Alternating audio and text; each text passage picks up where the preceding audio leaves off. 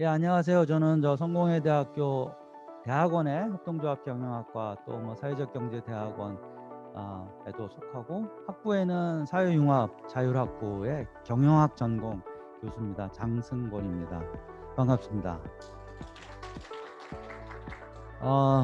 오늘 세미나는 돈이랑 기획하고 하는 가장 중요한 일은 쿠피 협동조합에서 한 겁니다. 쿠피 협동조합 모르시는 분이 있으니까 잠깐 소개 말씀을 드리면은 성공회 대학교의 학부, 대학원 교수, 학생들이 모여서 2013년도에 설립을 한 일반 기본법 협동조합의 협동조합이고, 저희들끼리는 스스로 지식 협동조합 이렇게도 얘기하고요, 청년 협동조합 이렇게도 얘기합니다. 그래서 정체성에 관련된 부분은 그렇게 이해해 주시면 되겠습니다. 그래서 그동안 다양한 지식 만들기 사업 혹은 지식 활용 사업, 그러니까 컨설팅도 하고 연구 사업도 하고 그렇게 해왔습니다. 근데 매년 쿠피 협동조합이 자신들 우리 스스로의 돈으로 외부의 전문가를 초대해서 전문 세미나, 협동조합 관련된 전문 세미나를 개최해 왔어요. 근데 그 사이에는 사실은 코로나 사정하고 무관했기 때문에 대부분은 학내에서 대면 세미나를 했던 거죠. 근데 오늘은 특별히 대면 세미나만 해서 될 일이 아니라 비대면으로 또 줌으로 행사를 할 수 있게 되었기 때문에, 또 해야 되는 상황이기 때문에 이렇게 넓은 공간에서 대면 비대면 세미나를 하게 됐습니다.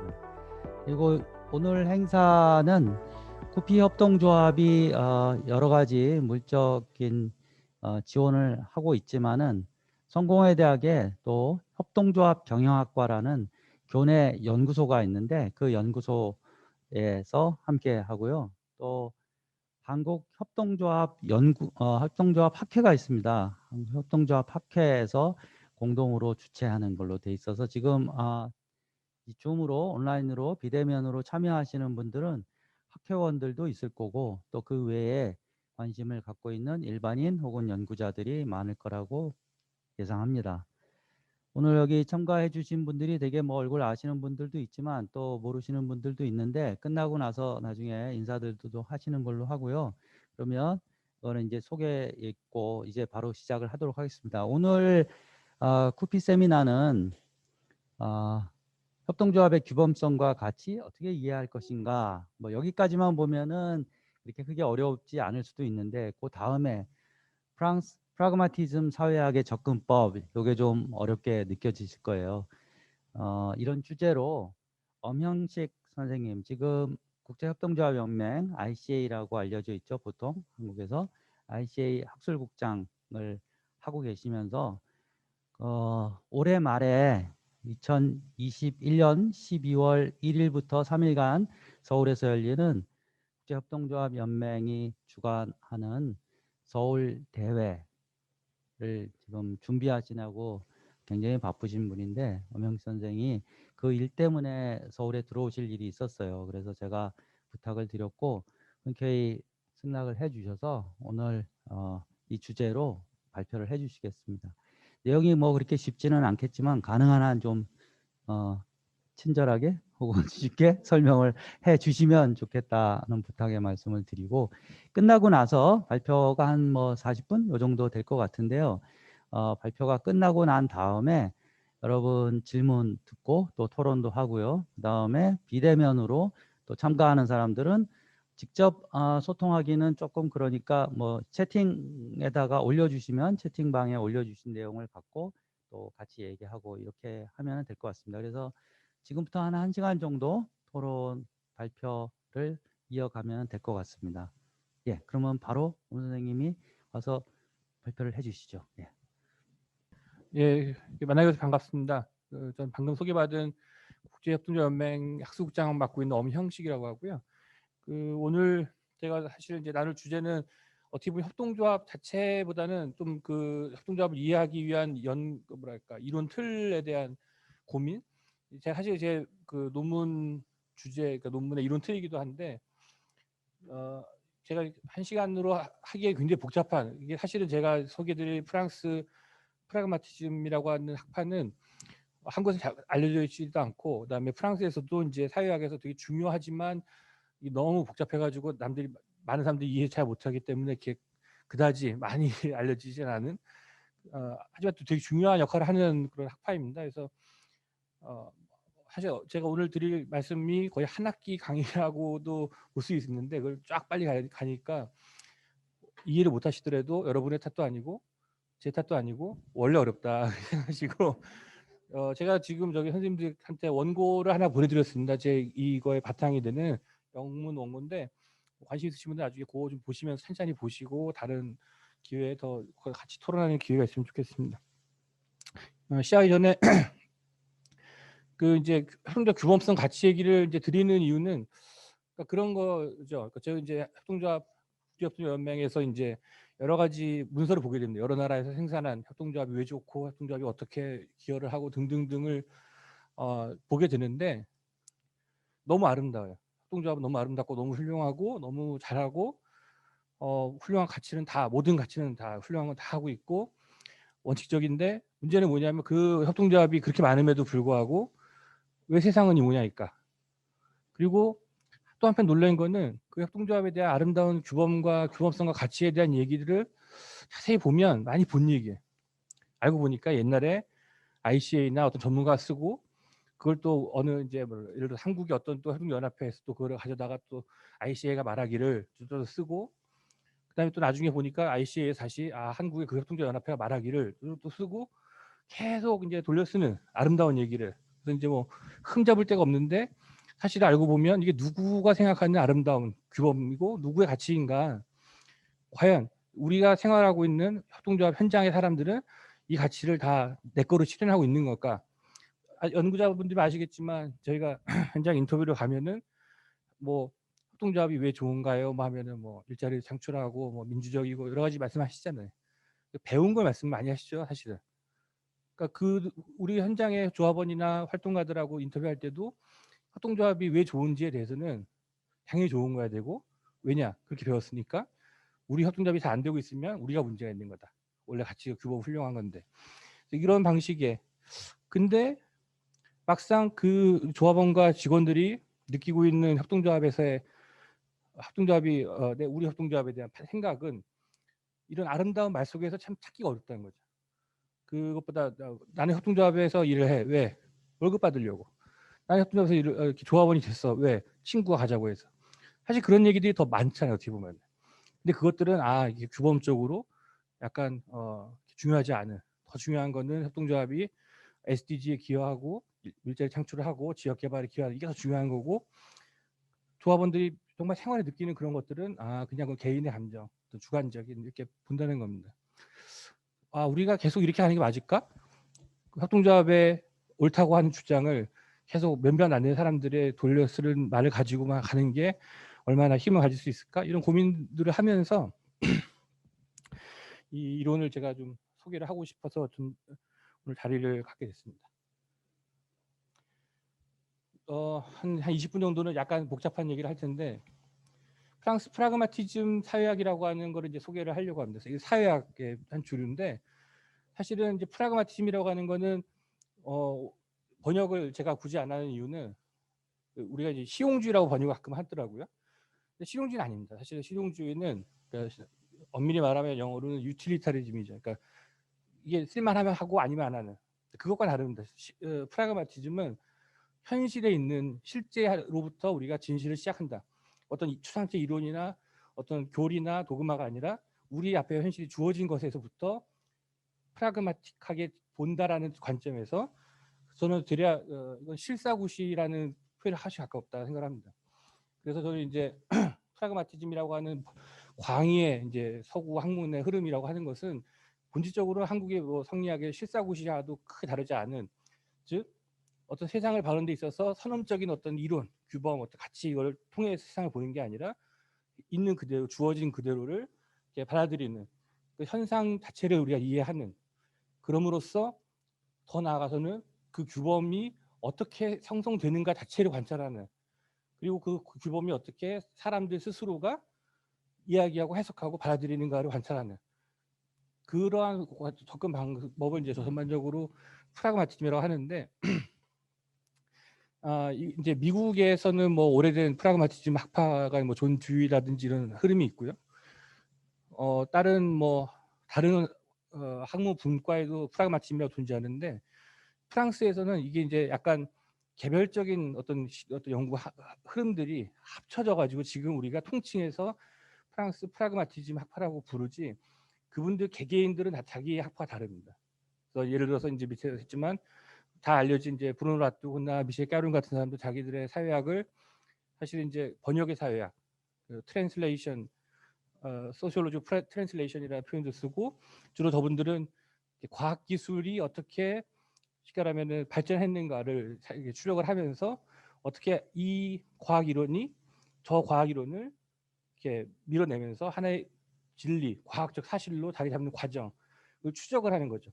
원래 이게 맞다가 아니라 그 과정 속에서 결국은 이런 과학적인 어떤 팩트도 사실은 이제 형성되어 왔다고 하는 과정을 이제 분석하면서 자신들의 그런 프라그마티즘적인 관점을 발전시킨 학파가 있고요.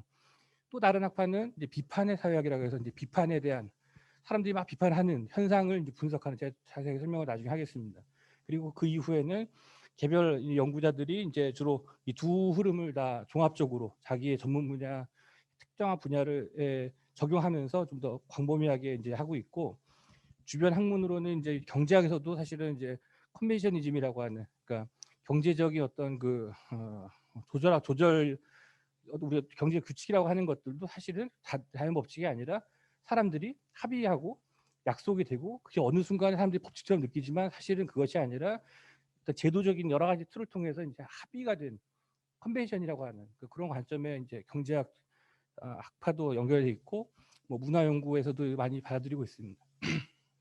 그래서 이제 프라그마티즘은 우리가 여러 가지 뭐 중요한 기여를 하는데, 결정적으로 이제 제가 주목하는 거는 이 사회학을 보는 이제 기본 인식론을 바꿔준다는 게 저는 가장 중요한 포인트다. 여러 가지가 있지만 저는 이 부분을 다 강조하고 싶은데, 뭐냐면 우리가 어떤 현상을 관찰할 때 이전에는 인간이라고 한 주체가, 사회를 구성한 주체가 있고 자연 대상이나 어떤 나머지는 인간의 그 대상물이었던 거잖아요.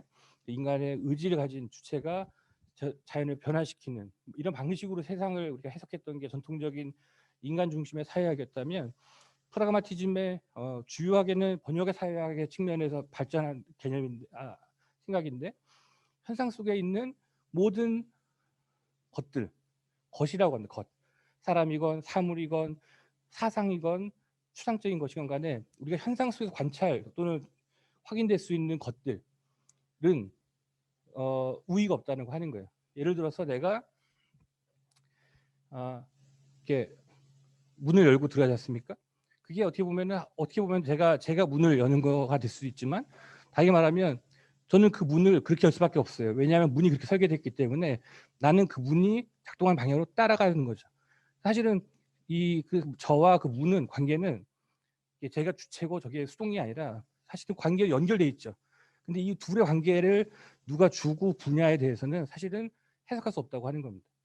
그래서 이 관점에서는 어떤 현상 속에서 발견되는 모든 관계망들을 이렇게 얘가 주고 얘가 부고 얘가 원인이고 결과고 보는 게 아니라 모든 관계망들을 끊임없이 하지만 깊게 기술하는 겁니다. 그럼으로써 이 세상이 갖고 있는 그러니까 연구자나 기존의 이론들이 갖고 있는 인과관계를 통해서 구조시키는 게 아니라 그냥 있는 그대로 보는 거죠. 그냥 보시면 이제 이쪽 책을 보면 다소 지루합니다. 그런 상당한 기술, 우리 지금 있는 강의실을 어떻게 기술하느냐에 따라서 우리가 지금 무슨 일이 벌어지고 있는지를 다양하게 설명할 수가 있는 거죠.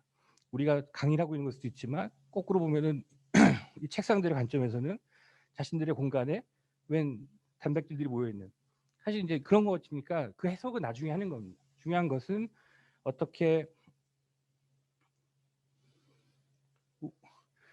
우리가 이제 사회학자 역할들은 이 현재 사람이 앉아 있고 의자가 있고 이 관계를 기술하는 것, 그것이 우리가 할 수 있는 최선이다. 그리고 그것에 대한 해석은 사실은 다를 수 있다고 하는 거죠. 그리고 이제 더 나가서는 그 해석을 할 때 이제 예전에는 사회학자나 전통의 사회과학에서는 그래 이 상황을 다 기술했단 말입니다. 이게 어떤 상황이냐를 결정하는 것은 근데 많이 아는 사람, 지식인들이 하고 다른 사람들은 지식인이 말한 대로 그 정의를 따르면 되는 거죠. 그 이해하고 따르면 되는 건데 이제 프라그마티즘에서 주장하는 것은 그러니까 제가 이 강의를 끌고 있는 저나 저기서 듣고 계신 분이나 심지어 밖에서 구경하는 분이나 이 상황에 대한 해석은 다 다를 수 있다고 하는 겁니다. 그 중에 누가 맞다고 할 수가 없다고 하는 거죠. 우리가 해야 되고 사회학자가 해야 되는 것은 이 나는 왜 이렇게 생각하고 당신은 왜 이렇게 생각하고 하는 것들에 대한 그 원인과 결과가 아니라 그 상태, 그 내가 이 상황을 제가 강사로서 여러분들 지금 강의를 듣고 있으니까 졸면 안 됩니다 하는 어떤 제 주장과 아니면 저기 어떤 분은 또 이제 나는 이 시간 2시면은 자야 될 시간이니까 자야 된다라고 하는 어떤 그 이 아규먼트가 부딪히면서 어떻게 우리가 이제 그럼 이 상황은 뭐냐, 강의 상황이냐 낮잠 상황이냐에 대한 상황 정의를 두고 싸움을 하고 결국 어떻게 이제 누가 이겨서 이 상황을 공식적으로 사람들이 지금은 강의 상황이니까 자면 안 된다 이렇게 합의를 하는 이 과정을 통해서 이 강의 상황은 강의 상황에서 자면 안 된다고 하는 게 어떤 일종의 규범이 되는 거죠. 그 과정을 쭉 기술하는 겁니다. 이것이 원래 강의였다라고 하는 것이 아니라 강의 상황이라고 하는 것에서 어떻게 자면 안 된다고 하는 것이 규범으로 형성되는가라고 하는 과정을 추적하는. 그러니까 이렇게 함으로써 우리가 기존 사회과학에서 이제 이미 전제하고 있는 여러 가지 전제들을 유보하는 거죠. 전제하지 말고 우리가 알 수 있는, 보고 있는 발견된 그대로를 그대로 가급적 그대로 흡수하면서 그 의미마저도 연구자가 아니라 그 행위자들이 부여하는 의미를 이해하면서 최대한 기술해내는, 그럼으로써 연구자가 캐치하지 못했던 하지만 현실에 존재하고 있는 어떠한 이야기들과 가치와 이것들을 우리가 볼 수 있다. 그것이 중요한 지점이라고 생각을 합니다. 그래서 이제 브루노 라뚜나 이런 번역의 사회학은 많이 사실은 이제 많이 소개가 있습니다. 그 나름대로 브루노 라뚜 굉장히 유명한 분이라 가지고 그 되게 이해하기도 쉽고 상대적으로. 근데 이제 다른 학파인 비판의 사회학은 사실은 한국 사회에 덜 알려진 이제 분야한 어떤 학파라고 볼 수가 있는데 주요한 그쪽의 이제 책들인데 여기 논쟁의 시작을 보면 이제 그 주요한 그 학자는 볼동스키라고 하는 사람하고 떼보노라고 하는 두 분이 사실은 이제 그 뭐라 그럴까 태두인데 기본적인 아이디어는 이런 겁니다. 원래 그 볼동스키라는 학자는 브루디우라고 하는 사회학자의 제자입니다. 그 브루디우는 유명한 게 이제 비판의 사회학이죠. 그분은 사회를 연구함으로써 사회에 숨어 있는 계급적 갈등과 문제를 사람들은 잘 모르지만 우리 일상 속에서 스며들어 있는 문화 자본의 어떤 차이, 여러 가지 그 자본의 차이를 사회학자들은 엄밀하고 연구와 그런 자료를 통해서 분석해서 우리 사회에 내재되어 있는 구조적인 문제들, 계급 갈등, 사회 계급의 어떤 뭐랄까 그 뭐 계급 구조 이런 것들을 이제 이해할 수 있다. 그럼으로써 사회학자 역할들을 사람들이 다 모르니까 그걸 다 분석해서 제시함으로써 사회 문제를 알려주는 거시적인 관점을 부여해주는 사회학자들의 역할, 학자들의 역할을 이제 주고 사람들은 어떻게든 간에 일상이 바쁘니까 그런 거시적인 문제를 다 모른다는 거죠. 그런 속에서 어떻게 하면 이 학문이 사람들의 문제를 보여주고 드러내줌으로써 그들을 변화시킬 수 있는 비판으로서 역할할 것이냐. 이게 이제 브루디오의 비판 사역이었다면 이제 그 볼턴스키는 그 제자 후배 그룹입니다. 이 이제 후배 그룹들이 이 브루디오 영향을 받아가지고 프랑스 학자들인데 실제 사회 나가서 보니까 재미있는 게 뭐냐면 사람들한테 이제 인터뷰하다 보니까 그 브루디오에 따르면 계급 문제를 사람들이 몰라야 되잖아요. 근데 나가 인터뷰를 해보면 사람 다 알아요. 왜 아냐? 그 사람들이 많은 사람들이 브루디오 책을 읽은 거예요. 그러니까 이제 자기들이 뭐랄까 그 일반인들도 이미 이제 현대 사회 사람들의 학력이 높아지고 정보가 많이 개발된 사회에서는 일반 민중들은 무지하고 지식인들이 뭘 해야 되는 게 아니라 일반 민중들도 충분히 많이 안다는 거죠. 많이 알고 있고 그를 판단할 수 있는 뭐가 옳고 그른지도 자기 나름대로 판단이 다 있다고 하는 거죠. 무지몽매한 그런 민중이 아니라고 하는 겁니다. 그러면서 이 이제 후배 그룹들은 그 이제 사회학자 또 사회과학자들이 갖고 있는 지적 권위의 독점적 지위에 대해서 비판하는 겁니다. 우리가 비판하는 게 아니라 사람들이 이미 비판을 하고 있다. 우리가 관찰해야 될 것은 사람들이 어떻게 비판을 하는지, 어떻게 정당성을 내세우는지를 관찰하는 것. 우리가 연구자들이 일반인들보다 더 갖고 있는 것은 시간이다. 시간하면 사람들은 자기가 어떤 하는 비판과 정당한 행위를 모두 다 일일이 생각하면서 하지 않지만 하고 있다 이미. 우리 연구자들은 그것을 읽고 분석하고 이해할 수 있는 시간이 있기 때문에 그 사람들이 하고 있는 비판에 대해서 네 비판은 다 이렇게 좀 하찮은 거고 나같이 공부를 많이 한 사람들 비판을 통해 니네가 다 교육받아야 돼가 아니라 당신이 하고 있는 비판에서 요지는 이런 거고 당신이 지금은 잘 모르지만 당신이 말하고자 하는 건 이런 걸 것 같다라고 하는 도와주는 일종의 사회학자의 역할을 엔지니어로 바꾸는 겁니다. 지도자에서. 그래서 이제 이 그룹은 여러 가지 상황, 그런 분쟁 상황, 사람들이 막 비판을 하고 싸우는 상황에 대한 분석을 굉장히 많은 상황들을 분석을 합니다.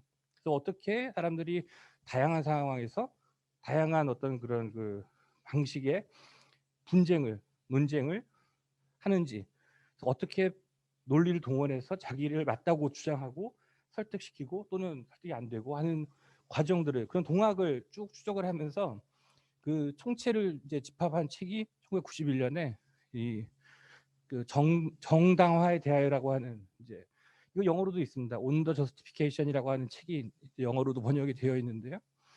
또 집대성을 합니다. 그래서 여기 기본적인 아이디어는 뭐냐면, 그러니까 예를 들어 그런 거죠. 상황에 따라서 사람들은 상황에 맞는 적절한 규범을 찾고 이해하고 찾고 작동시킬 수 있는 능력을 갖고 있다고 하는 겁니다. 근데 문제는 뭐냐면 상황이 되게 다양하고 이 상황 저 상황에서 사람들이 옮겨 다닌다는 거죠. 예를 들어 우리가 지금 상황 하나의 상황이죠. 강이라는 상황. 예를 들어 보면 이제 이 사람들은 그 예컨대 이제 공적인 공간에서 아버지와 제가 만났다. 뭐 예를 들어서 공적인 토론회에서 그 자리에서 이제 그 제가 아버지한테 아빠 왜 그래요? 그러니까 아버지가 연단에 있고 제가 밑에 있는데 이제 부자관계니까 아버지 왜 그래요? 그럴 수도 있지만 사실 그 상황에서의 룰은 그게 아니잖아요. 그 상황의 룰은 아버지이지만 공적인 어떤 상대로서 하는 있다는 거죠. 근데 이거 끝나고 이제 밖에 나가서 밥을 먹을 때 와서 그때 밥을 같이 먹는 상황 아버지하고 저하고 그 상황에서 갑자기 그 또 냉정하게 이 강의 시간처럼 아버지에 대해서 비판을 하고 또 그것도 웃기는 거잖아요. 밥 먹고 있는데 중요한 건 뭐냐면 상황이 다르면 그 상황에 맞는 규범성도 다르다고 하는 겁니다. 대부분의 사람들은 어느 상황에서는 어느 규범이 맞는지를 알고 있다고 하는 거죠. 그런데 문제는 그 상황이 무엇이어야 되는가에 대해서 정의가 다를 수 있다고 하는 거예요. 아까 말씀드렸지만 지금 상황이 우리가 지금 이렇게 있는데 물리적으로 딱 보면 의자가 있고 사람이 있고 앉아 있는 것뿐이에요. 이게 강의 상황이냐 낮잠 상황이냐는 정해야 한다는 거죠. 근데 우리는 되게 이 상황이 있으면 이제 자연스럽게 강의 상황이라는 걸 압니다. 왜 알죠? 선생님? 왜 강의 상황이라는 걸 알죠? 그렇죠. 강의실이 있으니까. 마이크가 있고. 그러니까 우리가 지금 세팅이 있지 않습니까? 그러니까 우리가 생각할 때 세팅이 없이 의자 다 빼고 그냥 이렇게 우리가 잔디밭에 앉아 있으면 이게 강의 상황인지 낮잠 상황인지 사실은 논쟁이 받을 수 있잖아요. 근데 우리가 여기 강의 상황이라고 우리가 확실히 알 수 있는 것은 강의실에 있으니까 책상이 있고 영상이 틀어지고 이거 뭐냐면 그 상황이라고 하는 것은 그 상황에 대한 이해는 그냥 내가 말로 지금은 강의 상황이야 주장하는 것 플러스 그것을 입증할 수 있는 증거들 그 상황을 구성하고 있는 사물들을 통해서 사람들이 그 상황을 이해하게 된다고 하는 겁니다.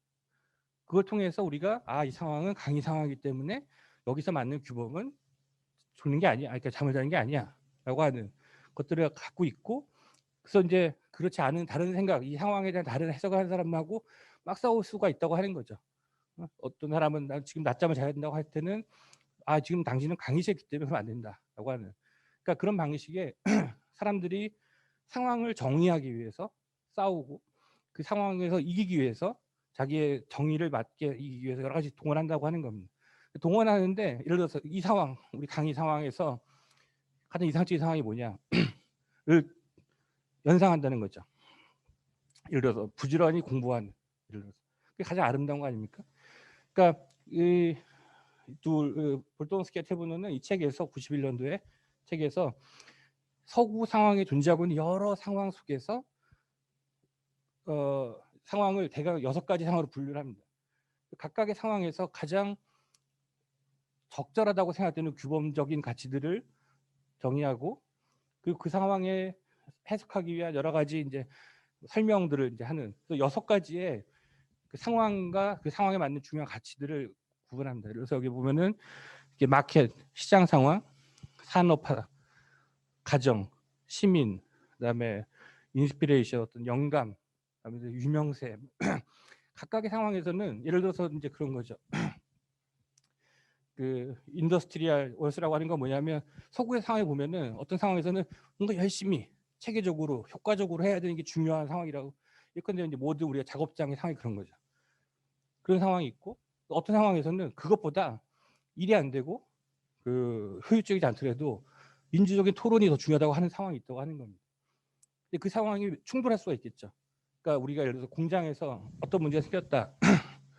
고용주들은 여러분들이 지금 일을 안 하면 우리 생산성이 떨어지고 문제가 생기고 돈이 뭐 이렇게 나가고 막 주장할 거 아닙니까? 그래서 고용주는 그 상황을 쉽게 말하면 이 인더스트리아 월스의 관점에서 보는 거죠. 그런데 이제 노동자들은 문제가 있고 해결하기 위해서 토론을 해야 되고 파업을 해야 되고 노조를 만들어야 된다라고 하는 것은, 이 상황은 더 중요한 것은 이 시빅 월스, 시민의 가치가 더 중요한 거다. 그래서 똑같은 상황이지만 사실은 많은 상황에서는 이 상황을 정리하는 게 쉽지 않습니다. 사회 상황에서는. 그래서 거기서 싸우는 거죠.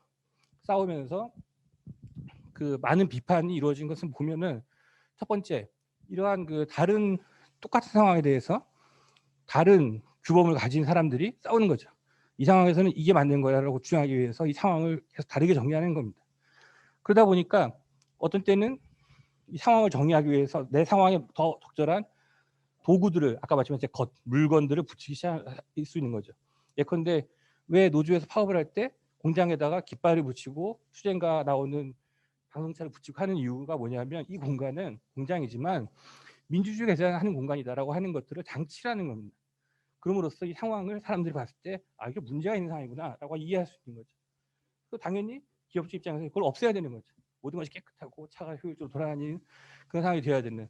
그래서 그러한 이 규범의 투쟁은 말싸움이 아니라고 하는 겁니다. 말도 하지만 그 말을 뒷받침하고 이거를 실체로 만들기 위한 다양한 장치, 그 물건, 도구, 제도, 아이디어들이 계속 개입되어오는 이 상황 속에.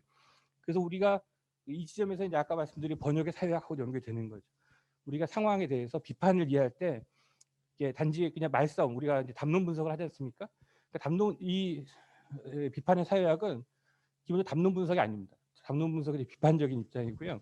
말싸움이 아니라 그 말싸움 말에서 주장하는 것을 뭐랄까 담보할 수 있는, 입증할 수 있는 그러한 물리적인 또는 어떤 여러 가지 그런 것들을, 요소들을 이 상황 속에서 만들어내고 또는 발전시키고 하는 것들까지 보는, 그런 의미에서 이제 담론 분석을 넘어서는 그러한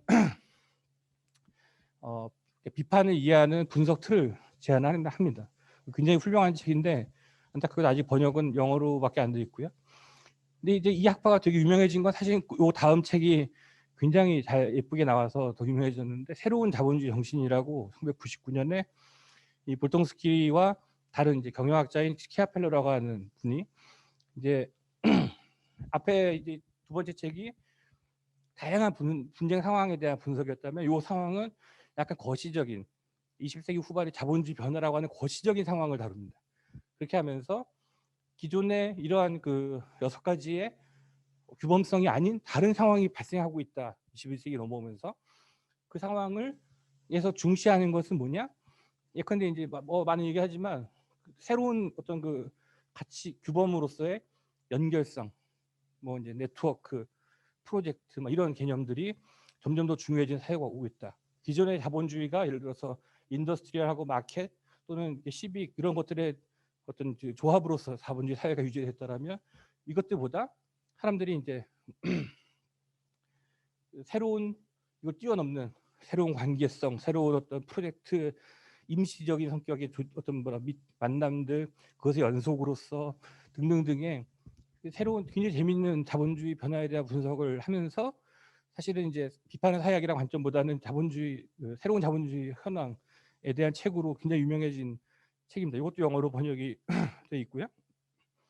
2009년에 나온 거는 이제 또 보통스키의 되게 재미있는 책인데 이제 더 나가서 왜 이런 비판의 사회학이 비판으로서 역할이 의미가 있는지 처음에는 비판에 대한 사회학을 하고 시작했는데 본인 스스로가 나중에는 이러한 비판의 사회학 자체도 비판으로서 역할을 할 수 있다라고 하는 이제 그래서 비판에 대하여라고 한 책을 내기도 합니다. 그래서 아까 이제 여기 주로 볼동스키 중심으로 아까 발전이라고 한 다음에 또 다른 한 분은 이제 아까 떼보노라고 하는 91년 책의 저자 고노스였는데 이분은 약간 그 이 이론을 좀 체계화하는 시도를 합니다. 그러면서 뭐 되게 복잡한 얘기지만 간단히만 하면 이 비판의 사회학 전반에서 중요한 개념은 관찰의 대상이 행위 주체도 또는 구조도 아니면 자연의 사회 법칙도 아니고 뭐냐면 상황. 그러니까 이 상황은 그러면 상황 자체는 되게 뭐랄까 일시적으로 존재하는 거잖아요. 상황 자체 좀 더 분석적으로 이해하려면 여러 가지 상황의 어떤 뭐랄까 카테고리를 짓는 겁니다. 그래서 그거를 이제 그 상황을 이해하기 위한 분석 툴로서 그 안에 존재하는 인간 행위자와 사물과 규칙과 규범을 통합적으로 이해하기 방법으로서 이게 레짐 오브 인게이지먼트 그러니까 어떤 행위를 할 때 어떤 사람이 엔게이지먼트를 한다는 건 뭐냐면 참여하는 거죠. 들어가는 거잖아요. 이 상황에 들어옴으로써 그 상황에 맞는 그 규범을 찾아야 되고 그 규범을 정당화하기 위해서 내가 이 상황에 있는 사물들을 동원해야 되고 그 강의실에 책상에 이런 논거를 동원해야 되고 하는 이 상황 안으로 들어간다고 하는 겁니다. 그렇기 때문에 연구의 대상이 이 상황에 대한 레짐 오브 인게이지먼트 다양한 상황에 대한 레짐을 이제 분석으로 가게 되는데 제가 좀 아까 볼동스키가 이제 그런 얘기했다고 했잖아요. 그 뭐 어떤 시장 가치가 중요하다, 산업 가치가 중요하다, 뭐 민주주의 가치 중요하다고 하는 논쟁이 한다 그랬는데 알고 보면 우리가 우리 사회 살다 보면 그런 논쟁 하지 않습니까? 근데 그런 논쟁을 24시간 하지 않는다는 거예요. 그런 논쟁 언제 주로 하냐면 남들에게 우리가 어떤 공적 공간에서 어떤 것을 주장하고 싸우고 할 때는 그렇죠. 그 레짐에서는 그렇게 하는 겁니다. 그런데 다른 레짐이 있다고 하는 겁니다. 뭐냐면 예컨대 우리가 사실 우리 생활의 많은 부분은 뭘 하기 위해서 계획을 하고 그것을 수행하는 그 수행하는 동안에 가장 중요한 규범은 뭡니까? 수행하는 거죠. 계획해서 하는데 안 되면 실패하는 겁니다. 그러니까 많은 일들 예를 들어서 내 목표가 아침에 출근하는 거예요. 출근하는 거라고 하는 목표가 있으면 그 가장 중요한 규범은 뭡니까? 출근하는 거죠. 거기서 뭐 토론도 필요 없고 그런 거는 정의에 대한 게 아닙니다. 하지만 내가 이 어떤 이 레짐에서는 사람들이 특별하게 의식하는 게 내가 중요한 거 그냥 가는 게 중요한 거예요. 가지 못하는 게 어떤 문제가 되는 상황이 되는 거죠. 그리고 요건 그나마도 의식과 목표가 있는 거죠. 분쟁적이지 않지만. 더 내려가면 어떤 게 있냐면 또 우리 삶의 상당 부분은 그 되게 익숙한 심지어 몰라요. 나도. 예컨대 내가 차키를 어디다 놓는 버릇이 있단 말이죠. 몰라요. 머릿속으로는. 몸이 알죠. 그 정도 익숙한. 그렇기 때문에 이것은 딴 사람은 전혀 알 수가 없어요. 나만 아는 거죠. 그리고 파밀리얼. 그러니까 내가 되게 익숙한 환경에서 이루어지는 말. 여기서는 제가 차키를 맨날 두는 데 있고 아무 생각 없이 거기 갖다 놓고 시작하는데 그 가장 문제적인 상황이 뭡니까? 누가 그걸 치우는 거죠. 그럼 나는 이 파밀리얼한 상황에서는 당황스러운 거죠. 규범이 깨지는 겁니다. 그러니까 이제 세 가지 주요하게 세 가지 네 번째는 약간 좀 실험적인 건데 요는 뭐냐면 아까 얘기했지만 이제 논쟁 상황에서는 아까 뭐 여러 가지 가치적인 규범이 지향이 있다. 그런데 그거는 우리 삶의 일부라고 하는 거고 사실 우리 삶의 다양한 부분에서는 다른 방식의 규범성을 정하는 그런 거로 가득 차 있다. 그래서 우리 삶은 사회과학에서 또는 사회철학에서 원하는 훌륭한 이야기들로 가르치는 게 가득 찬 게 아니라 사실은 그렇지 않은 아무 생각 없이 하는 일도 많고 이게 그냥 단순한 목적으로 수행하는 일들도 많고 그것들이 다 엉켜 있는 것이 우리 삶이고 사회학은 이 상황에 대한 어떤 분석으로서 역할을 해야 된다고 하는 게 이 이제 데브노와 이 체계화 시도의 요즘입니다. 그럼 왜 이렇게 복잡한 걸 하느냐? 이제 사례로 이제 제가 했던 연구 작업을 소개를 해드리면 조금 이해하기 쉬울 것 같은데, 제가 이제 2014년에 전 세계 10개의 지역에 협동조합으로 유명한 지역들, 예를 들어서 뭐 스페인, 바스크, 뭐 이탈리아, 에밀리아 로마냐, 한국은 제가 좀 약간 편향이 있어가지고 제 고향 강원도 뭐 이렇게 해가지고 10개 지역을 선정해가지고 협동조합들이 좀 많이 있는데 협동조합이 알려진 동네에서는 협동조합들을 사람들이 어떻게 생각할까? 왜냐하면 사실 협동조합이 없으면 모르잖아요, 그게 뭔지도. 협동조합이 충분히 있는데 가야지 알 수 있으니까 그런 이제 세계 10군데 지역을 선정해서 조사를 하면서 여러 협동조합을 다 조사했습니다. 그래서 그 협동조합들이 서의 일하는 고용과 일자리 문제를 본 적이 있는데 제가 그 자료 중에서 일부 미국, 이탈리아 협동조합의 세 나라에서 노동자 협동조합 관련된 인터뷰 데이터만 뽑아가지고 한번 이렇게 쭉 봤어요. 그래서 이제 인터뷰 자료 쭉 분석하는 거는 뭐냐면 그들이 제가 이제 질문은 뭐였냐면 사실은 인터뷰를 되게 뭐랄까 목적 없이 했습니다. 뭐 구조적인 건 둘째치고 그냥 목적 없이 그냥 인터뷰 뭐 하세요, 무슨 일 하세요, 뭐 이렇게 쭉 자연스럽게 그 사람들이 이제 그 전혀 제가 연구자라고 하는 거에 대해서 의식별로 이렇게 신경 안 쓸 정도로 그냥 잡담하고 얘기하다가 제가 어느 순간에 충분히 열렸다 싶었을 때 제가 핵심적인 질문했던 건 뭐냐면 어떻게 무슨 일 하시는지 그래서 자기 일을 설명하는 거죠. 아 그러면 그 일의 설명을 들은 다음에 그 일이 협동조합에서 일하시는 게 다른 데서 일했던 거랑 어떤 차이가 있는지 혹시 경험이 있거나 들었거나 여러 가지 본인이 이제 정당화를 비판을 하거나 정당화할 수 있는 그런 얘기를 이제 꺼낸 거죠. 그러면 이제 쭉 얘기를 하지 않습니까? 그 멘트들을 이제 그걸 쭉 해가지고 분석하는 겁니다. 이분들이 노동자 협동조합이 일하는 게 좋다, 나쁘다, 또는 어,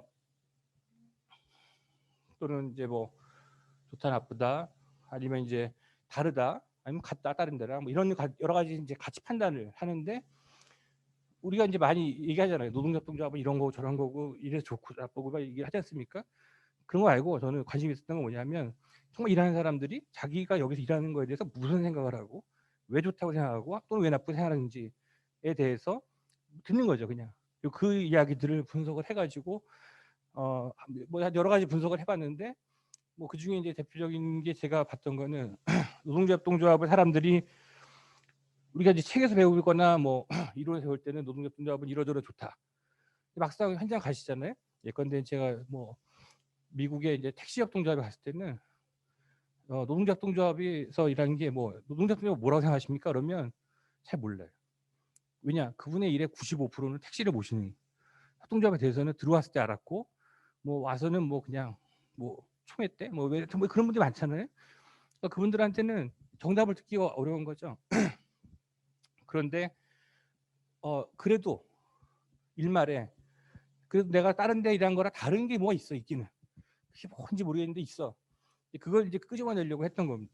그러니까 그걸 종합해 보니까 이분들의 좀 인터뷰를 분석해 보니까 어떤 표현들이 많냐 하면 협동조합은 그러니까 산업적 효율성의 강조와 어떤 그 민주적인 어떤 참여와 이거에 그 긴장 그 어떤 그 조화라 어떤 고저 엉켜 있는 그 상태 텐션도 있고 컴프로마이즈한 상태의 그것을 얘기하는 거예요 사람들이. 협동조합에서 중요한 거는 그러니까 산업적으로만 활발한 거는 그것이 끝난 게 아닌 겁니다. 민주적이어야 되고 이 둘의 균형.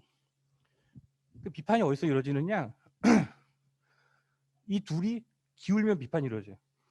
민주적인 거 되게 강조하는 사람들한테는 우리 협동조합은 너무 돈만 벌어, 돈만 밝혀, 뭐 막 그런 이야기들, 회의도 안 하고 뭐 거꾸로 상업적 가치를 강조하는 사람들한테는 그 사람들은 우리 협동조합은 돈을 안 벌고 맨날 회의만 해. 뭐 이런 얘기 하는 거죠. 그런 비판들. 그러니까 자기가 갖고 있는 이상적인 협동조합의 모델이 있는 겁니다. 근데 그게 어디에 중거를 두고 있냐에 따라서 서로 비판하거나 싸우거나 논쟁하는 거죠. 약간 부수적으로 다른 것도 발견할 수 있는데, 예를 들어서 협동조합에서 일하는 것에 대해서 굉장히 가치를 부여하는 이유가 너무 가족 같아. 너무 편해. 돈을 못 벌어도 아니 이 사람도 여기 좋아. 이런 가치들.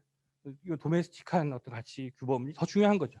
돈을 못 벌고 비효율적이 난이 사람들하고 나 뼈를 묻을 거야. 이런 사람들도 있고, 또 어떤 사람들은 협동조합을 해야지만 돈을 더 벌어.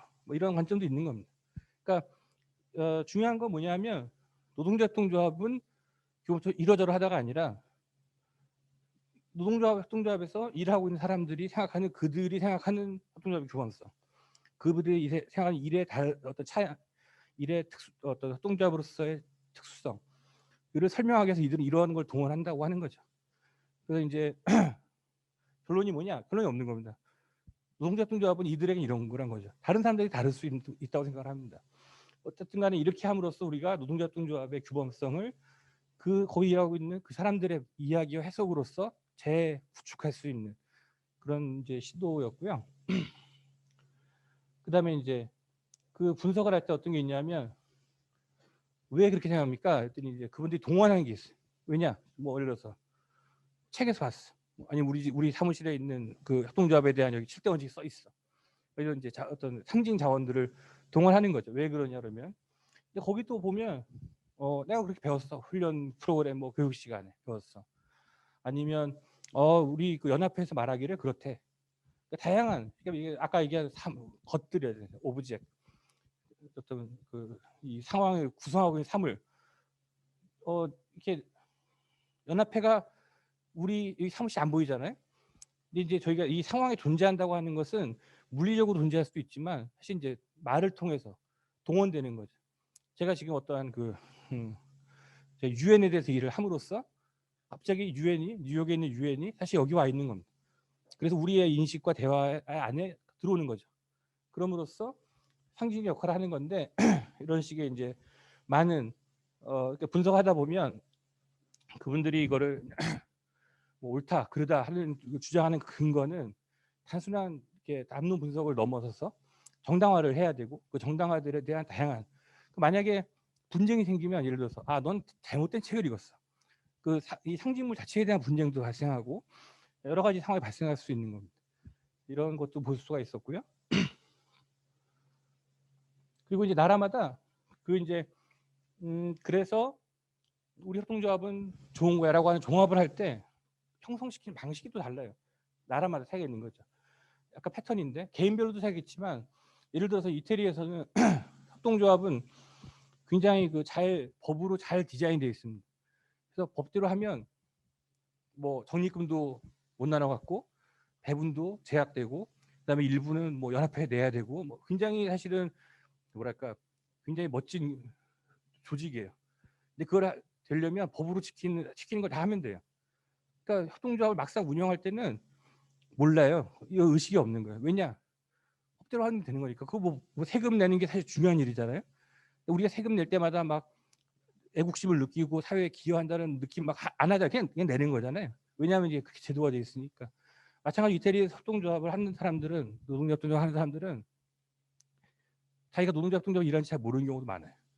그냥 일하는 거예요. 자기 취업했고 일하고 뭐 월급이 뭐 또 좋기도 하고 나쁘기도 하고 뭐 그런데 이제 이거 협동조합 일하더라 보니까 뭐 뭘 좀 더 뛰고 뭐 잘 모르지만 막 이제 그런 거죠.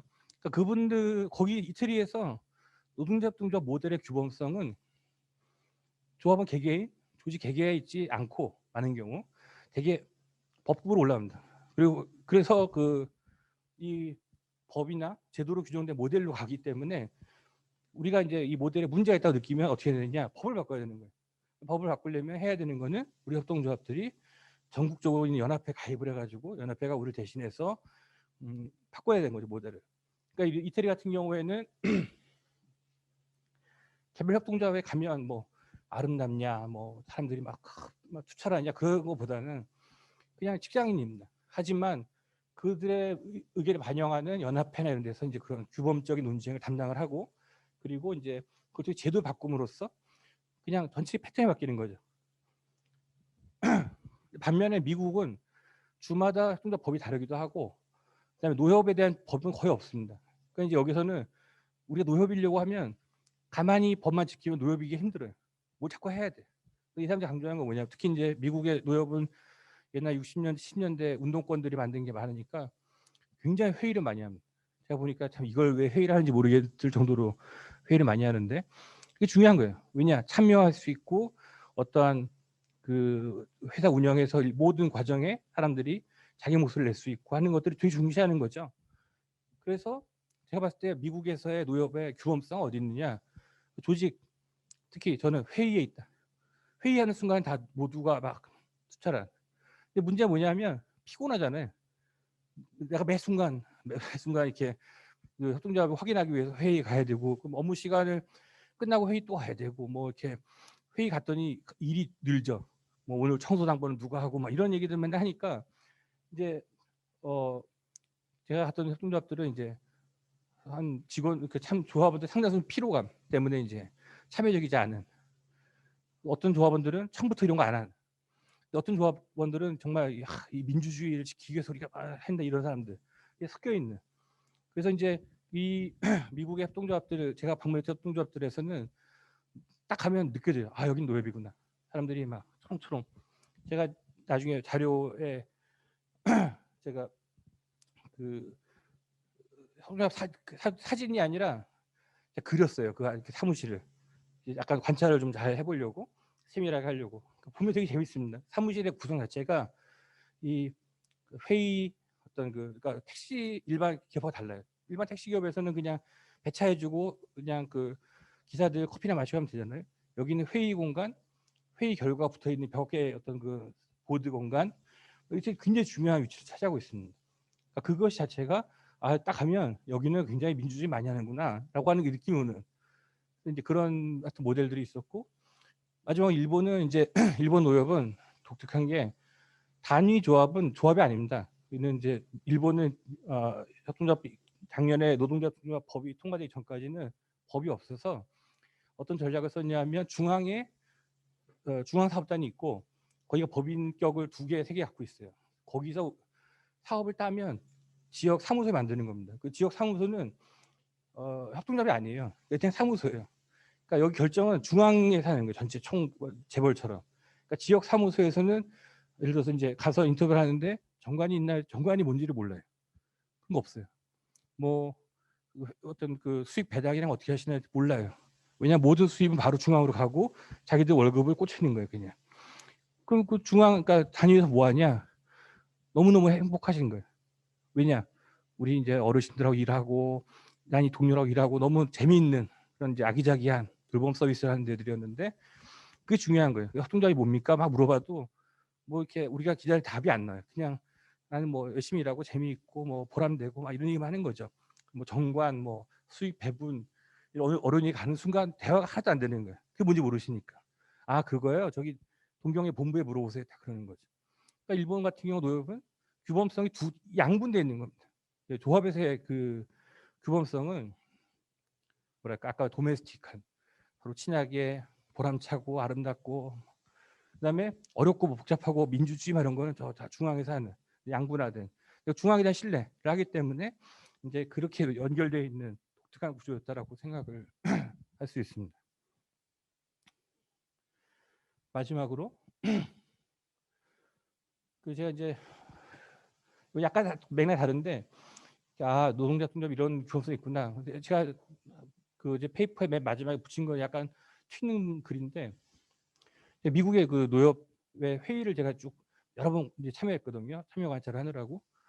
뭘 느꼈냐면, 그러니까 여러 가지가 있었는데 그 중에 이제 주요하게 2가지를 노동자 협동조합 내에서 규범의 문제가, 가치의 문제가 논쟁이 되는 순간을 제가 관찰했습니다. 이때 2가지였는데, 하나는 당시 이제 우버가 막 들어오면서 이제 그 택시가 이제 위협받으니까 이제 어떻게 대응할 거냐. 굉장히 왜 택시 산업은 우버에 동력나면 안 되고 왜 협동조합이 중요한 역할하고 이런 얘기를 막 만들고, 이거 얘기를 잘 다듬어서 하는 막 내부에 그런 팀이 생겨가지고 막 작업을 하고, 뭐냐면 외부 공공 공간에 협동조합에 대한 정당성 아니면 또는 외부에 대한 비판을 하기 위한 그런 논의를 준비하는, 거기서 이제 여러 가지 논거를 막 다듬는 거죠.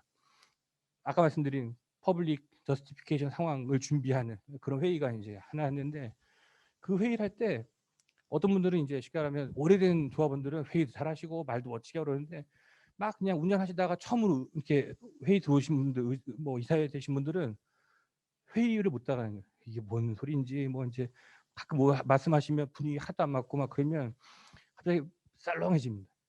그러니까 뭐냐면 아까 제가 말씀드렸지만 그 레짐 오브 인게이지먼트에 보면은 플랜드 액션이라고 하는 게 있었잖아요. 원래는 그 회의에서는 순서대로 아젠다대로 이렇게 가고 가야 되는 거예요. 근데 그거를 누가 깨요. 자꾸 분위기를 깨는 거죠. 그러면서 이거는 뭐랄까 흔히 우리 규범을 먼저 보지 않죠. 이건 뭐 되게 거창하지 않으니까. 근데 사실은 우리가 협동조합에 가서 관찰하거나 연구하면 많이 부딪히는 상황입니다.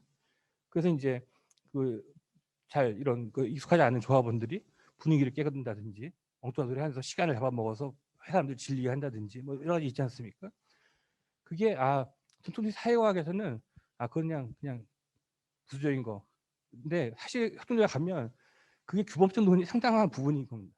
심지어 어떤 때는 그게 과잉 해석, 어떤 확대 해석이 되면 이건데 민주주의 부족, 왜 교육을 못 받은 사람들은 회의 못 참가하느냐, 뭐 그런 왜 배려하지 않느냐, 또는 이제 뭐 하여튼 그런 방식의 이렇게 여기는 규범성의 문제가 그 회의를 관찰할 때 이중적으로 존재하구나. 하나는 우리가 흔히 이제 사회과학에서 얘기하는 합동조합 왜 좋고 막 이런 얘기, 공적 공간에서 이야기 하지만 숨겨져 있는 규범적 갈등이 뭐가 있냐면 회의 원칙, 회의 순서대로 가야 되는데 못 가고 있는 그 상황에 대해서 발생하는 긴장과 갈등.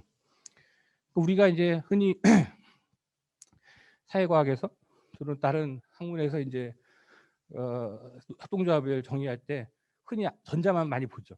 멋진 이야기들, 이렇게 글 잘 쓰는 사람들 이야기들. 근데 우리는 어떻게 보면 그 뒤에 회의를 못 따라오고 그걸 다 이해 못하는, 그럼으로써 민주주의의 장애물처럼 느껴지는, 하지만 그분들의 생각과 그거로 또 소중한 그 문제에 대해서 우리가 어떻게 보면 되게 중요하지 않은 문제 이렇게 볼 수도 있는 거 아니냐. 사실은 어떻게 보면 우리가 말하는 협동조합의 가치와 규범성은 이 모든 것들을 함께 볼 수 있는, 그럼으로써 우리가 사실은 협동조합에 이렇게 아름답고 훌륭한데도 해석이 이 모양인 이유는 사실 우리가 정말 협동조합 조합원들과 직원들이 하는 이야기들의 많은 부분들을 사실 안 듣고 있는 거 아니냐. 그걸 드러내주고 듣게 해주고, 그럼으로써 그분들이 다시 자신의 판단과 협동조합에 대한 생각의 주인이 될 수 있게 도와주는 것이 이제 사회학 역할이 아니어야 되겠냐 하는 것이 기본적인 생각입니다. 제가 옛날에 이거를 막 열심히 소개하려고 블로그를 하나 막 하다가 지쳐가지고 이렇게 시작하다만 블로그 하나 있습니다. 혹시라도 관심 있으시면 이렇게 다음에 이거 다치시면은 그 몇 가지가 글이 있는데 딱딱하더라도 관심 있으시면 아마 도움이 될 것 같고요. 하여튼 뭐 지루하셨을 텐데 감사합니다. 예. 그러면 궁금하신 거나 질문하실 거나 또 뭐 나도 아는데 뭐 저건 아닌 것 같다 뭐 그런 얘기도 있을 수 있고 다양한 얘기가 있을 건데요. 그런 얘기들 좀 누가 얘기를 좀 해 주실 수 있을까요? 예. 한국은 제가 사실 이제 뭐 인터뷰를 안 한 나라고, 당시는 노협이 따로 있지 않았던 2013년이니까 이제 있어도 몇 개 안 됐고 그랬는데, 이제 제 경험으로 알고 생각하는 건 뭐냐면 한국은 이제 그 두 개인 것 같아요. 그러니까 노동자 협동조합 얘기할 뭐 협동조합 얘기할 때 뭐가 안 되면 그 정부는 이게 나옵니다. 이게 그러니까 이건 법하고 다릅니다. 이태리는 이제 문제가 안 되면 법으로 가고 법을 바꾸면 되는 거거든요. 우리나라 법까지도 안 가요. 그냥 법을 조정하는 그 힘이 정부지 않습니까?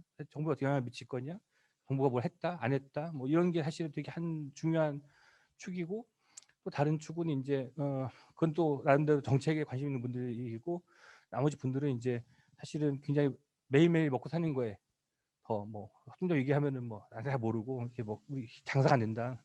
사실 그게 핵심이죠. 이제 그런 논리들. 왜냐하면 많은 나라 또 다른 나라들의 노엽은 사업하려고 만드는 조직이 아닐 수도 있습니다. 그냥 뭘 하려고 만드는 거고 그걸 하는 거를 먹고 살면서 하려고. 더 중요한 건 그 하려는 게 있는 거죠. 우리나라는 처음부터 협력 약간 바람 들 때부터 사람들이 돈을 잘 벌기 위해서 예컨대 뭐 먹고 살기 위해서 먹고 살지 못하면 실패한 걸로 보는 거죠. 그런 데는 다른 나라들은 협동조합이 꼭 먹고 살 만큼 돈 버는 거 생각하지 않거든요. 왜냐하면 그걸 하려고 했던 게 아니었기 때문에 처음부터. 이런 그런 식으로 뭐 구성되는 게 있는데 좀 들여다봐야 될 문제가 같긴 같습니다. 자 이제 이분들이 이로 발전시키는 기본적인 방법론은 뭐냐면, 그러니까 뭐 그라운드 시오리라고 그러죠. 그 근거 이론. 그러니까 원래 어떤 그 전통적 가설을 가지고 한 게 아니라 정말 현장에 다니면서 모은 많은 자료들을 가지고 올라오면서 보니까 어떤 상황에서는 이러한 것들이 이제 어떤 규범으로 중시되더라고 하는 것들을 이제 아이덴티파이 하는데, 문제 뭐냐면 그냥 상황에서만 사실 분석을 하면 이렇게 좀 그 메커니즘을 볼 수가 없으니까 이 사람들이 사실 채택한 방법은 그 상황에서 중시하는 어떤 가치, 근데 마켓 월스라고 하는 그것을 좀 더 분석적으로 하기 위해서 그것을 가장 잘 대표할 수 있는 유명한 고전 철학 책들을 갖고 들어옵니다. 약간 일종의 설명서처럼. 예를 들어 마켓 월스를 이해하려면 아담 스미스의 이제 국부론 같은 거를 읽어, 거기 보면 굉장히 정교하게 그 논리를 되게 발전시켜 놨다라고 하는 거죠. 그래도 뭐 그런 식으로 하면서 그러니까 이렇게 뭐라 그러죠? 귀납적인 방식으로 형성을 한 거죠. 근데 아까 얘기했지만, 그러니까 이 논쟁 상황이라고 하는 공적인 상황에서만 그 아까 말한 월스라고 하는 개념들이 중요한 겁니다. 근데 보니까 우리가 맨날 논쟁만 하고 살지 않는다고 하는 거죠. 그러니까 이 논쟁하는 상황이라고 하는 자체도 하나의 상황이라고 하는 거. 이러한 패턴의 상황을 레짐이라고 이렇게 체제, 다른 체제를 보니까 거기서 논쟁을 안 해. 그냥 사람들이 열심히 하기만 하는 거예요. 문제가 뭐냐? 열심히 하다 안 되는 게 문제인 거죠. 그런 식의 이제 약간 다른 층위가 다른 문제로 가는 겁니다. 이 비판의 사회학의 문제가 뭐냐면, 골통스키나 어떤 그 한쪽의 주류는 이 이론을 체계화시키는 것 자체를 반대해요. 그래서 계속 새로운 주제에 맞춰서 그 주제에 맞는 자료와 거기에 맞는 이론을 계속 생산하는 학파가 있고, 테브노라고 하는 분은 이제 그걸 좀 더 분석적으로 아까 말 레짐 뭐 다 해가지고 큰 남들의 지도를 그리고 그러는데, 그러다 보니까 이제 외부에 소개가 잘 안 되는 이유가 뭐냐면 체계가 합의가 안 되는 그런 게 있는데, 그런 차이다. 이거를 체계적으로 이거 단 하나의 그 맵으로 다 이렇게 이해하시려고 하는 순간 약간 놓치는 게 많을 수도 있습니다. 그래서 이 사람들은 약간 이렇게 좀 뭐랄까 체계를 안 잡고 있다. 어떻게 보면 이 학파의 핵심은 그거라고 좀 볼 수도 있습니다. 그래서 아까 제가 했듯이 이제 그 상황을 분석할 때 6가지 그 월스를 분석하는 방식도 사람들이 많이 쓰거든요. 응용하는 방식으로. 근데 원래는 이 학파의 정신에 따르면 그거는 사실은 이제 좋은 방법은 아니죠. 제가 그 상황에 맞춰서 거기 상황에 발생하는 이야기들을 끌어내야 되는데, 저는 분석의 용이성을 위해서 여기서 만든 틀을 이제 제가 적용하는 방식으로, 그런 의미에서 저는 이제 프라그마티즘적이지 않은 방식으로 프라그마티즘을 적용한 거다 볼 수 있습니다. 그러니까 그 부분, 그러니까 이제 방법론이 여기가 이제 그 그라운드 시오리와 사람들의 직접 목소리를 듣는다라고 하는 거, 그리고 깊은 관찰 정도의 원칙을 말고는 정형화된 방법론이 있지는 않거든요. 그래서 어떻게 보면 그러니까 연구 주제에 따라서 관찰의 대상이 바뀝니다. 그러니까 예를 들어 지금 우리가 이런 소 상황에서는, 작은 상황에서 일어나는 분쟁은 관찰해야지 알 수 있는 거잖아요. 그러면 이제 그 사람들이 지금 이야기하는 어떤 뭐 분위기, 막 배치 이런 걸 다 볼 수가 있으니까, 그러면 그래서 처음에 이 학파가 오해받았던 건 이제 미시사회학이다라는 오해 많이 받았죠. 그런데 아까 말한 그 새로운 자본주의 정신이라고 하는 책에서는 어떻게 했냐면, 관찰의 대상을 이 상황이 아니라 상황 그러니까 이 구체적인 상황이기도 하지만, 그러니까 거시적 상황에서 우리가 확인할 수 있는 담론 이런 것들을 관찰 대상으로 삼아 가지고, 그래서 거기서는 주체가 안 보여요. 그러니까 행위자는 없어요. 그 분석에서는 단지 어떠한 담론들과 어떠한 그런 뭐 현상들이 그 자체가 이제 관찰 대상 거시 수준에서, 마찬가지로 뭐 번역의 사회가 갈 경우에는, 그러니까 이 상황에서 관찰 대상이 예컨대 이제 이 마이크가 될 수도 있겠죠.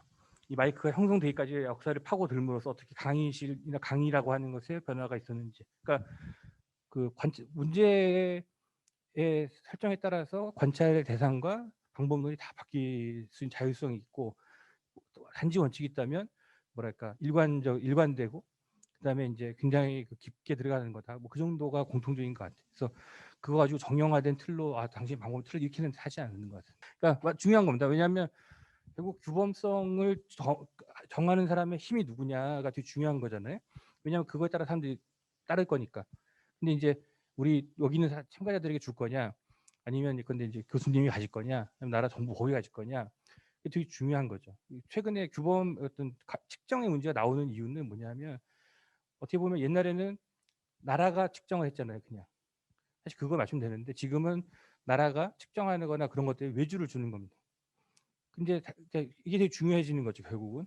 근데 그 외주를 주면서 어떠한 논리를 중심으로 이게 측정에 대한 어떤 틀을 짜고 할 거냐는 일종의 우리가 하는 모든 행위의 방향을 결정짓는 게이트키핑 역할을 하는 거거든요. 그러면 이제 당사자들의 이해가 다른 거죠. 예를 들어서 정부는 최대한 그러니까 돈을 덜 들이고 최대한 효과를 누릴 수 있는 정책을 이렇게 하게 하는 거고 그다음에 그런 거 개발하는 컨설턴트들은 자기 툴이 채택이 되면 자기가 거기에 권위자가 돼 가지고 돈 많이 벌 거 아닙니까? 그다음에 인제 단체들은 보조금을 따는데 제일 잘 팔리는 툴을 써야지 우리가 보조금 타기가 더 쉬워지고 예를 들어 여러 가지 이해관계가 있기 때문에 그것을 정하고 그 어떤 변수를 넣거냐 뺐거냐 하는 논쟁 자체가 사실 굉장히 재밌는 그 관찰 대상이죠 이거에서. 뭐 상황 저는 인제 그것 하나의 상황으로 볼 수 있다. 그래서 거시적 상황이니까 그 행위자들이 인제 뭐 근데 그 행위자 관찰을 하려면 그걸 주장하는 다른 여러 어떤 그 그룹들, 정부, 이용하는 사람들의 뭐 이런 얘기 들음으로써 어떻게 이런 변화들이 이루어지고 뭐 그런 것들이 되게 중요할 수도 있고 예 그런 것 같습니다. 그러니까 아까 말씀드렸지만 상황에 대한 정의를 연구자가 한 게 아니라 이 상황에 대한 정의를 둘러싸고 벌어지는 싸움을 저희 연구자들은 그리는 거죠. 그래서 인제 이 상황을 정리하는 거에 대해서 싸움이 누가 이길 수도 있고 질 수도 있고 그다음에 그냥 쭉 갈 수도 있고 여러 가지 상황이 또 될 텐데 그러니까 그래서 인제 이 인제 학파에 의하면 결정적인 그러니까 궁극적 규범은 없는 겁니다. 결국 모든 규범은 합의된 규범인 거고 그 합의되는 과정이 어떻게 되는 것이냐에 따라서 우리가 이 상황에서 내가 이 규범에 만족하는 건 내가 다수파의 규범에 속해 있다고 하는 거고 만족하지 않으면 소수파의 규범에 속해 있는 거고 어떻게 그것이 양보하고 서로 조화를 찾을 거냐 이런 것들. 그래서 결국은 어떤 정답으로서의 규범이 있고 관찰하고 찾는 것이 아니라 과정. 그렇기 때문에 사실 이제 민주주의 문제하고도 연결이 되는 거죠. 그러니까 이것이 인제 어느 순간까지 우리가 합의할 수 있고 어느 순간부터 싸워야 되고 그래서 인제 실천의 문제도 합의된 그런 그 뭐랄까 규범이 실천이 안 된다. 사실 그건 또 다른 과제죠. 사실은 우리가 인제 그럼 왜 그런 규범이 합의가 되었나? 왜 실천이 안 되나? 그건 또 다른 과제. 그렇기 때문에 어떤 사람은 나중에 그럴 거예요. 아닙니까? 그 규범은 틀렸어. 안 되니까. 그 새로운 규범이 또 다시 나오겠죠. 그러니까 이런 과정들 역동적인 과정들이 계속 더 쭉 전개되는 게 그런 것이 인제 이 연구의 중요한 그 관찰 대상이라고 생각합니다. 그러니까 뭐 자기께 최고다라고 말을 하지 않지만 사람들이 어떤 행위를 한다는 것은 자기가 이것이 정당하다고 믿고 하는 것이 대부분이죠. 그러니까 위약적이지 않다라면은. 그러니까 사실은 인제 그런 면에서 그러니까 뭐라 그럴까 그 최고 그러니까 모든 행위는 정당화를 동반하면서 이루어지는 그런 거라고 보는 겁니다. 그래서 인제 최고다 뭐 그렇게 말하기 좀 어려울 것 같고 어 음 음음. 그런 거죠. 되게 아까 이제 한국 상황 말씀하셨지만 이제 뭐 사회적 기업 자활 뭐 사회적 벤처 여러 가지 하면서 비판하지 않습니까? 사실 그게 더 우리 사회학에서는 관찰의 대상입니다. 그러니까 좋은 걸 얘기하는 거로는 별로 관찰이 잘 안 돼요. 근데 사실은 인제 만약에 말씀하신 대로 어떤 뭐 몬드라곤 모델이 인제 좋다 우리 뭐 하는데 우리 정말 재밌는 건 뭐냐면 누가 왜 몬드라곤 비판하는지가 더 재밌는 거죠. 그럼으로써 몬드라곤을 이해할 수 있다고 하는 겁니다. 뭐 그렇지 않고 몬드라곤의 어떤 독백식으로 이거 최고다 하는 논리 자체로는 어 뭐 사실 입증할 수 있는 게 아무것도 없다고 하는 거죠. 그런 논쟁을 통해서 몬드라곤이 좋다고 하는 것이 실제로 그런지 아닌지 사실 그 전체 다이나믹 속에서 사람들이 판단이 이게 사실 사회학의 핵심이 뭐냐면 최종 판단의 주인은 개개인이라고 하는 겁니다. 사회학자가 아니라. 그렇기 때문에 그런 것들을 보여줘야 나중에 사람들이 몬드라곤을 평가할 때 자기가 소화한 만큼을 가지고 저게 좋은 케이스야, 아니야 저건 뭐 도움이 안 되는 거야 할 수가 있는 거겠죠. 그러니까 그 동학을 다 최대한, 그러니까 단일한 모든 국민이 몬드라곤을 다 이렇게 믿고 신봉하게 만드는 게 역할이 아니라 사회학자는, 그러니까 다양한 걸 보여주고 다양한 논쟁을 드러냄으로써 개개인들이 합리적 선택할 수 있는 어떤 그런 걸 마련해 준다. 그래서 그런 면에서 저는 이제 제가 이 IC에서 하는 역할로는 굉장히 막 아까 말씀 뭐 모범 사례에 대한 추천을 엄청나게 요구받는데 저는 절대로 말 안 했어요. 모범 사례라고 하는 건 없다. 속에 뭐 제가 가끔 강의 가면 주제를 뭐 유럽 사례와 뭐 해외 경험 맨날 얘기 하거든요. 제가 최근에 춘천에서 강의하는 거는 그 오즈의 에메랄드 성을 찾아서 딱 그런 주제로 했어요. 결론 그거죠. 없다. 에메랄드 성인 이유는 당신이 초록색 안경 썼으니까 에메랄드 성인 거고, 당신이 빨간색 안경 쓰면 루비 성이 보일 거다. 그리고 해외 사례라고 하는 것은 거기 있는 게 아니라 사실은 여러분들이 갖고 있는 가치와 규범을 통해서 세상을 보는 것의 차이고, 우리가 관찰할 것은 어떻게 보면 실체적으로 해외에 있는 것이 이게 좋고 나쁘고가 아니라 왜 당신은 그것을 좋다고 생각을 하고 당신이 나쁘게 생각하느냐, 그 우리 차이가 뭘까, 많이 그것이 우리가 지금 바꿀 수 있는 여기서 실천의 이제 그것이 아니겠느냐, 이런 생각을 합니다.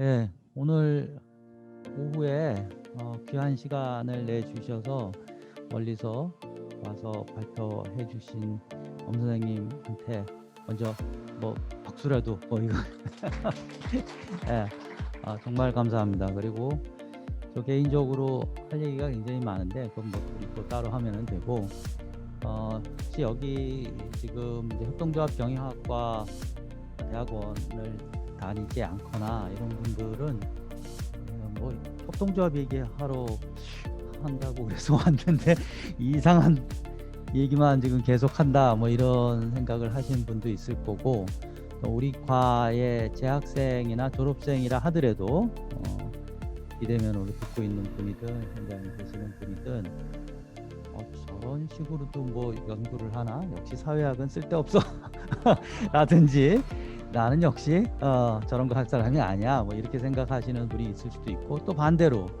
역시 저게 제대로 된 공부지, 저런 걸 해야 되는데 내가 지금 앉아가지고 뭐 이거 뭐 하는 건가 뭐 이런 생각을 하시는 분도 있을 수 있습니다. 협동조합 학이라고 하는 게 따로 있느냐, 뭐 또 다른 얘기거리인데, 오늘 이 자리가 만들어진 거는 어찌 보면 뭐 그런 관점을 생각해도 될 거예요. 저희가 경영학, 뭐 경제학, 사회학 뭐 이런 걸로 따로따로 공부할 수도 있지만, 협동조합이라고 하는 주제를 갖고 얼마나 다양한 얘기를 할 수가 있는지를 하나 좀 보시는 게 될 거고, 특히 협동조합의 규범 가치에 대해서 이해하는 방식이 얼마나 다양한지를 느끼셨다 그러면은 또 그것도 나름 의미 있지 않았을까. 그러니까 아까 계속 말씀하셨지만 규범적으로 어디에 써 있는 문건, 그죠? 우리 여기는 없지만은 뭐 학교 교훈, 뭐 또 급훈 그런 것처럼 이 협동조합 하는 데 가면 ICA 뭐 원칙, 뭐 스테이트먼트들이 쭉 나온 거, 이런 것들을 규범과 가치로 생각하고 그게 얼마나 내면화돼 있고 실천되는지에 대해서 평가 측정을 잘 해보면 그거 갖고 돈 버는 사람도 있고, 그런데 그런 게 얼마나 쓸데없는 일일 수도 있다, 그럴 수도 있다, 뭐 이런 생각도 해볼 수 있는 거고, 그래요. 이론적으로는 여러분 어떻게 보셨을지 모르겠어요. 프라그마티즘이라고 하는 게 되게 조금 속된 말로 하면 미제인데 원래 그렇죠?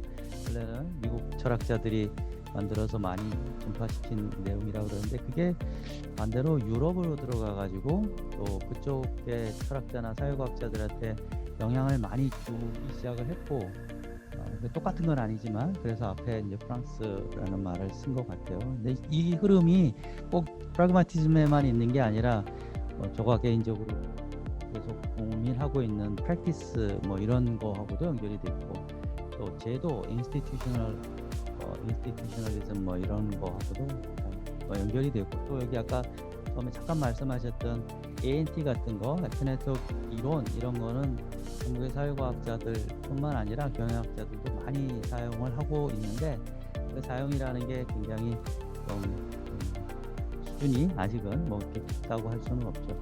그래서 여러분 연구자로서 또 예비 연구자로서 이런 데 좀 더 관심을 갖고 더 많이 고민을 하면 제 기대는 한 빠르면 5년 10년 안에 프렌치 뭐 이런 거 말고 코리안 프래그매티즘이라든지 코리안 뭐 해서 또 영어로 뒤에 가면은 코퍼레이티브 아이덴티티를 코리안 뭐 어프로치로는 퍼스펙티브로는 어떻게 설명을 했다 이런 얘기들을 이번에는 스페인 몬드라곤 대학생들이 듣고 공부하고 밑줄 치고 시험도 보고 뭐 그런 날이 오지 않을까 뭐 이런 생각도 해봅니다. 예, 하여간 오늘 귀한 말씀 해주신 선생님 포함해서 이 자리에 와서 좋은 질문도 하고 토론도 해주신 여러분께 코피에 제가 뭐 이사장님은 저기 계시는데 이사로서 고맙다는 말씀을 드리고 공동 주체인 한국협동조합 학회에서 또 고맙다라는 말씀 드리고 여기 안 계시지만은 우리 학교의 협동조합 경영연구소에서도 감사의 말을 전하고 싶습니다. 네, 다음에도 이런 유사한 세미나가 또 열릴 테니까 그때 대면 비대면으로 참여해 주시면 좋겠습니다. 예, 감사합니다. 오늘 그 마치겠습니다. 네.